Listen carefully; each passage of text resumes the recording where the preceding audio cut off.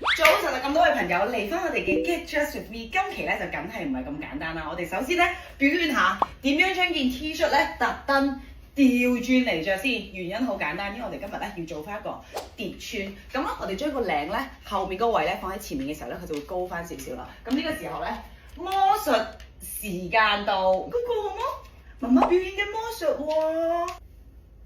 條領咧咁樣就唔會輕易跌落去，而且咧下面嘅呢個位咧亦都會比較長少少嘅，因為係前面短啲，後面長啲啊嘛。咁樣咧就好輕易咁解決咗你哋諗咗好耐嘅煩惱啦。OK， 疊穿完成咗啦，到 accessory 嘅時間啦，揀咗一對咧好易襯嘅水滴耳環啦。呢對耳環咧基本上係我星期一到星期七咧唔知襯咩嘅時候咧戴佢咧都一定冇問題嘅。So cute， 跟住咧戴翻個小銀線嘅戒指仔啦。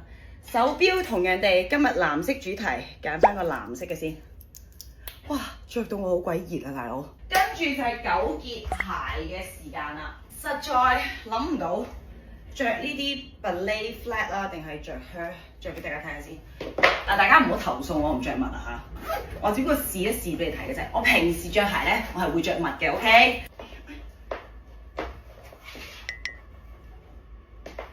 好似左邊呢個有啲露膚度，再 casual 少少。好啦，捨棄靴 ballet flats 瀨嘢，巴黎都瀨嘢。跟住繼續貫徹我哋嘅藍色主題，嚟翻個深藍色嘅棒球帽。Oh my god so cute！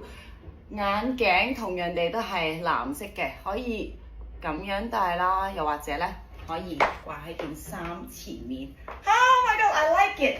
最後咧到袋，哈哈，一個更加顯得有鬆弛感嘅 BV Jody Small， 搞掂，出門口。